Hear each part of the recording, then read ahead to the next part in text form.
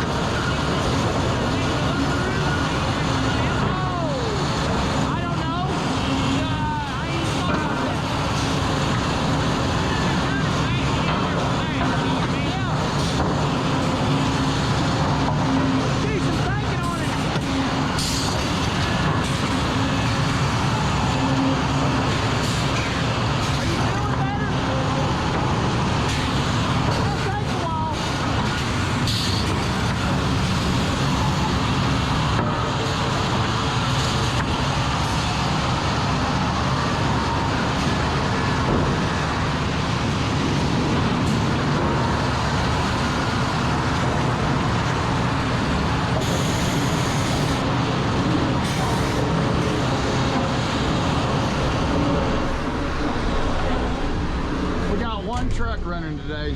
Everybody else is in the shop, so I need to go organize people.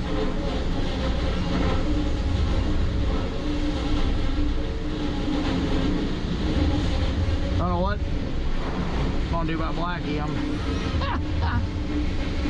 I think I found a long block for 13 grand.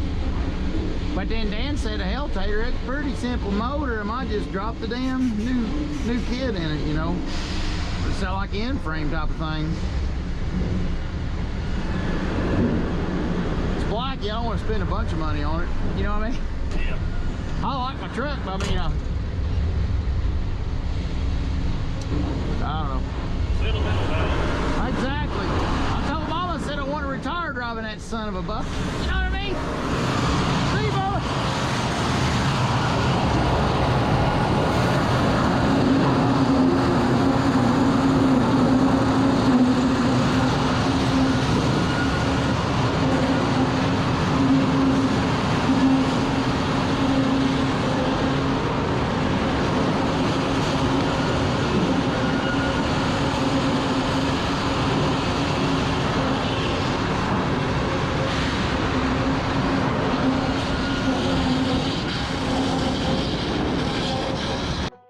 Now this morning it was raining, so after we got the mill up and going, I go up and me and Mama organizes the maintenance. I spent a lot of time at home after work and talking to guys and stuff like that out the mill and the ladies and the guys and stuff, and try to figure out what is the top priority and what everybody thinks is the top priority to get going. And then we usually use Big Mama for this because she is an organizer, a natural born organizer, and what she's doing is between me and her, we're sitting there organizing what's the top priority jobs to knock out first, what kind of people we got, what kind of talents do they got, what do they want to do, to be the most effective we can be in the short period of time we get in the shops to keep this equipment up and running.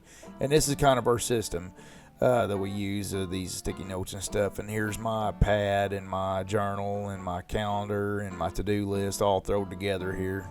Anybody got any advice? I would love to have some. I'm trying to work on this. I've been at it for about 2 or 3 years and trying to get organized with my stuff, and I'm learning a lot, and I've changed some things, but my journal, my notepad, and calendar and to-do list pretty much is a constant.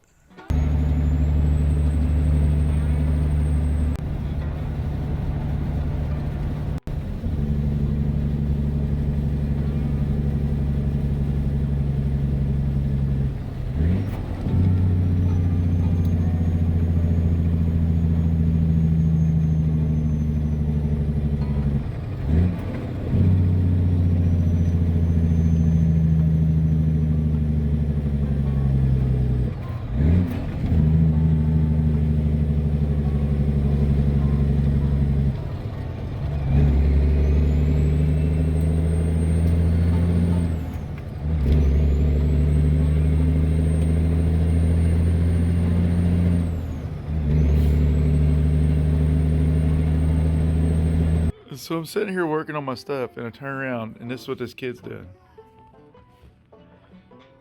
So I walked over to get something out of the fridge, and then everything went crazy.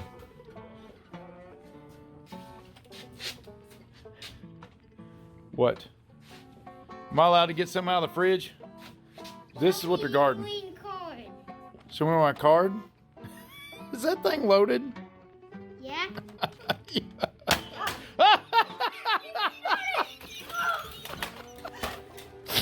He about shot his mommy. Oh no, man. That is one serious Marine right there. What did you tell me a while ago? What did you tell me a while ago? Get to your place, soldier. Get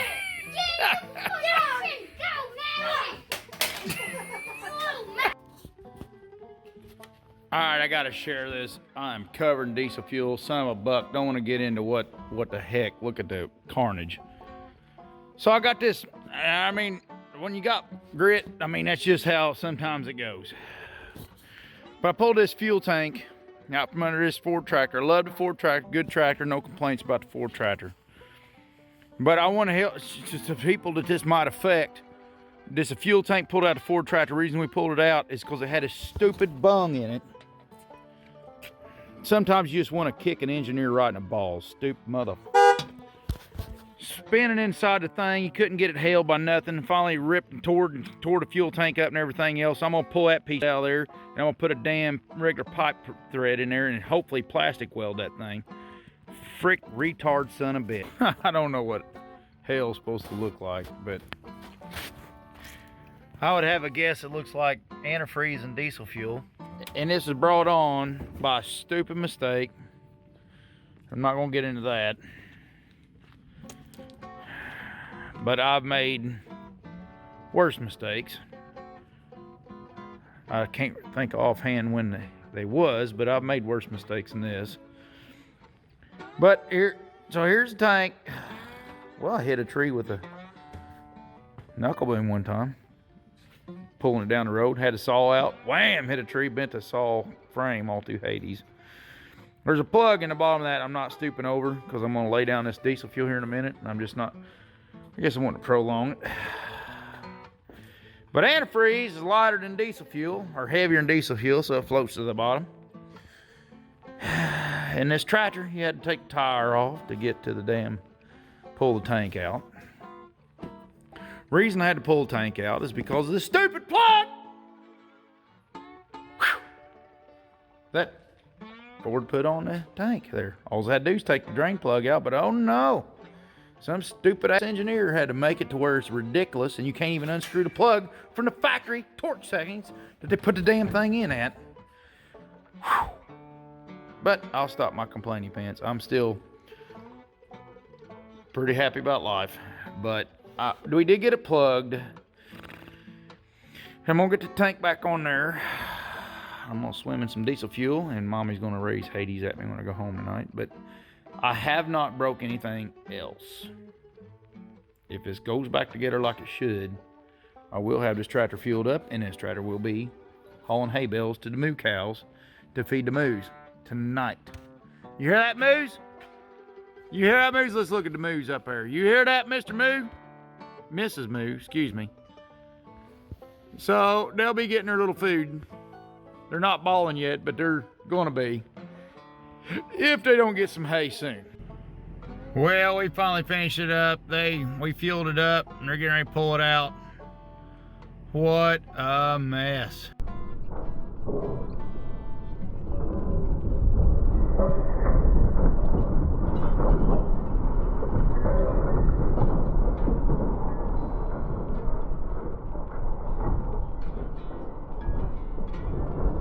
Look at this. That's what Dan's got on his. Remove before flight. That's on Old Blue. So here's the interior. I've had a few of you ask me. Here's how he's finished out the interior of this bad boy. Freaking beautiful. What do you think, Chris? Oh, there. And he got his bottom panel in too. Yeah, he had it painted up the other day, he said. I seen he had it painted. I didn't know he got it in. Oh, yeah? A little bit cool. Well, got the beeper going. This is a couple neat pictures we had from the highball grain bin job we're working on, where me and Morgan and Roger got some time extra ahead of the Den and Tiny and Derek down there in the bottoms, and we come up here and start pulling some poplar out and high stacking with Brutus for Robin to come use for the yard later. I just thought it was a pretty neat picture and wanted to capture that. And there's Morgan back there and the green skidder bringing it around up.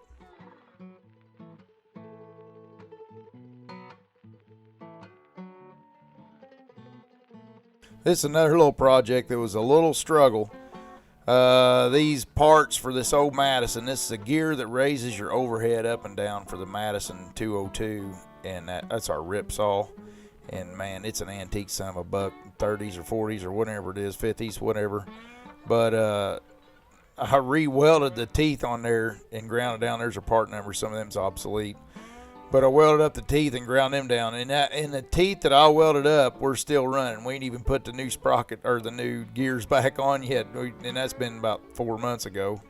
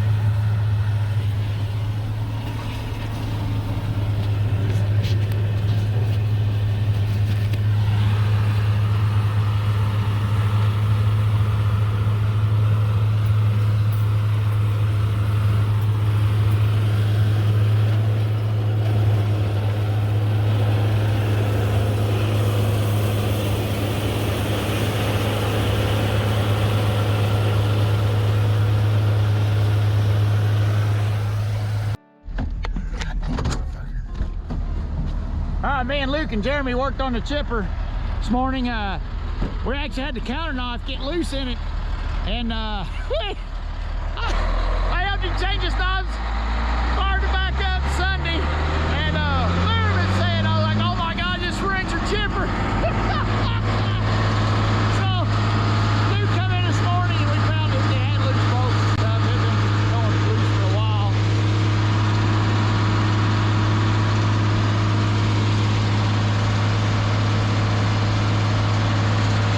Sounds quiet.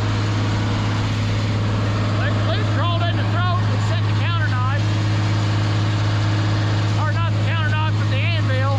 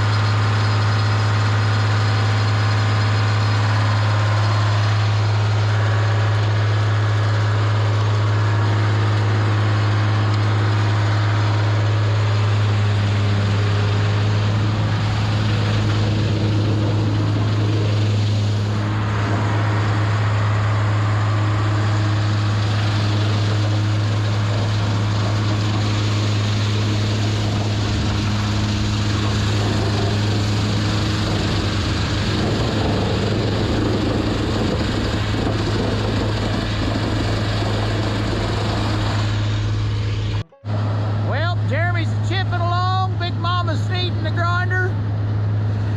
Robin's feeding pulpwood to Jeremy. Life's good and everything's not broke for a change. Me and Luke, we have a blast together, but I gotta tell Luke, I was like, we're just happy when everything's running. So that's pretty bad when you gotta make your daggone plan and scheduling about a breakdown or two or three.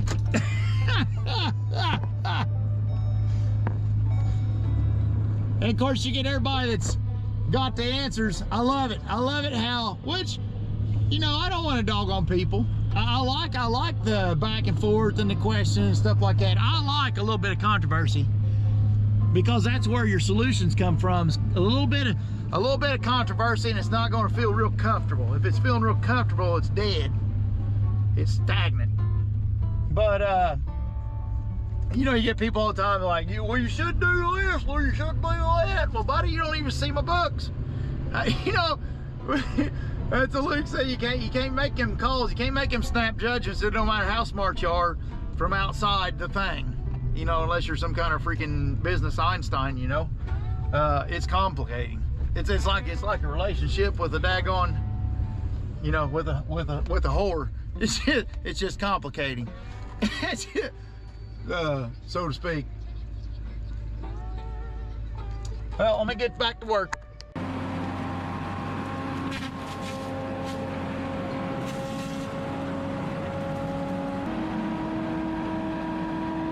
Here's another little thing I've been struggling with. My Quadco 24B head that I got on Brutus. I do a bunch of shoveling with it, and these heads don't actually have a wrist on them. They have some kind of wear plate system in it, and the greasing is not kosher. I mean, there's a bunch of Quadco, and Quadco knows this. It's a weakness they got in the older heads. The newer heads, they've got it fixed with the wrist and bearings and stuff. But here's how, looking at this exploded view, and you can see that ring in there, and that when you bolt on to the machine and the head does a spin, and it's spinning around them discs, and it just especially if you're shoveling, the wear is just horrible. And Brutus is starting to get some lash in him, and I had to order these parts to get in there to replace these parts. That project's coming up.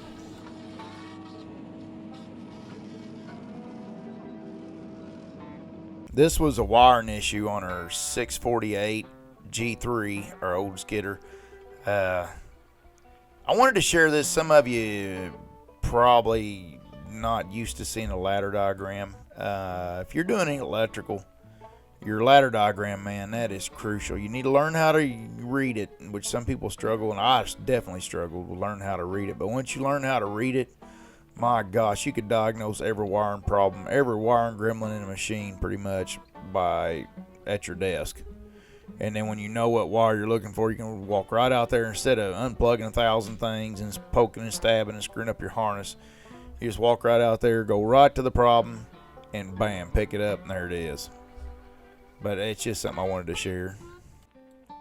I want to share this here too. This is a little project me and Nutsy got into when Nutsy got his 700J, excuse me. When he got his 700J, he put the winch on and stuff. The winch was having trouble. He actually it had a bent shaft in the winch. I wanted to show y'all how the winch works here. This is a good, beautiful view of the winch.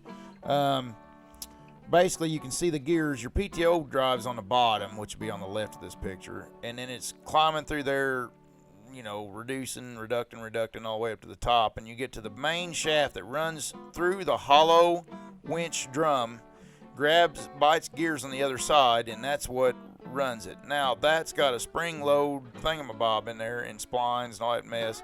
When you hit free spool, there's oil pressure gets in there and pushes that gear out of cog, and then the winch drum is just spinning on the bearings it's setting on. The only thing to slow it down is the drag adjustment on the outside there on the top right.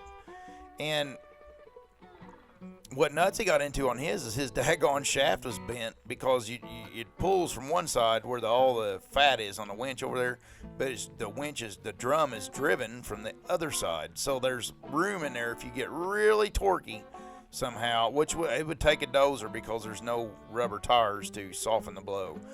But they must have got against a tree and torqued like crazy, that dozer, and must have had one heck of a good cable on there, and then just twisted and bent that sucker to where that gear wouldn't slide back and forth over there on the other side to lock his drum in. But just wanted to share that.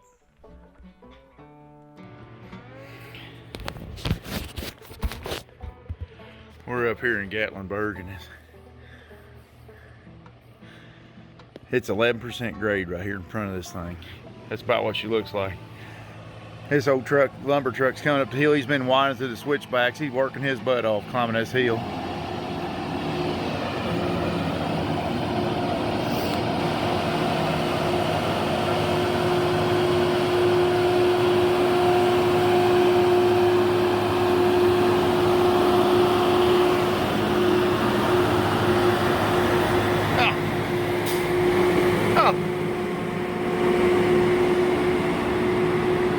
Down there, he went around that switchback down there.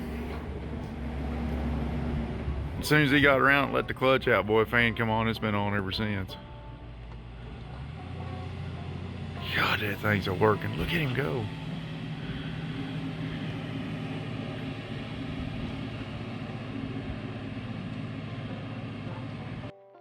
I had a little bit of time in December during Christmas vacation to decompress. And I got into this. I got to loading me some Creedmoor and some 223. Get my press up and operational. It's an old projector press. It's not the. And there's I made it set myself up a ladder for one of my rifles. But there's your dimensions on your Creedmoor shells. But I've been getting into this and taking this real serious. But I can only do it on certain times. It's my decompression time, and that only comes pretty much vacation every year, where I try to get into a project that has nothing to do with work.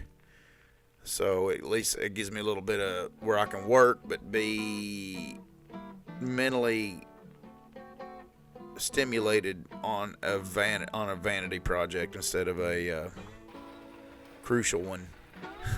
I guess, so to speak. But anybody got any advice for me there? Let me have it down there. I could use all I can get. I'm not no experienced dude, but I'm learning quick and I'm working on it when I get time. Here's some more pictures. Here's our elf on the shelf. He ended up in the basket one morning.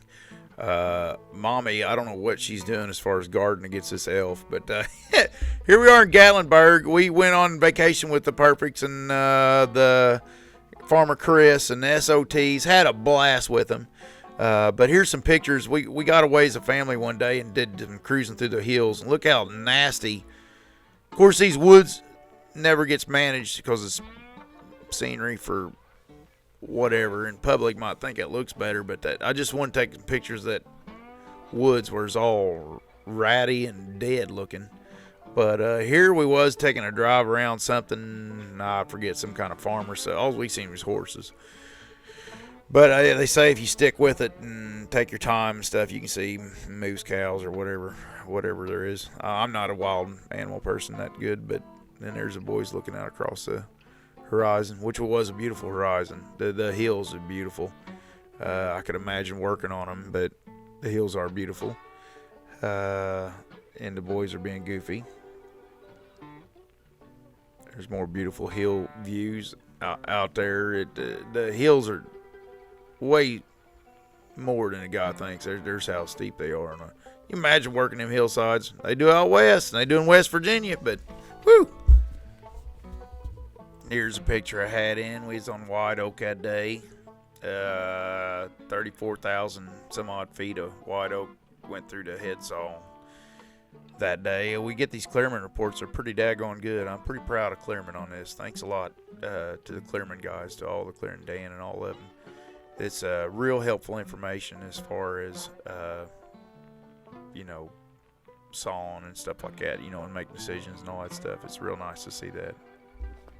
I've been listening to a real good book. It's called The Goal. It's from the 80s, I think, but it's real neat. It's about production, and it's about improving your production.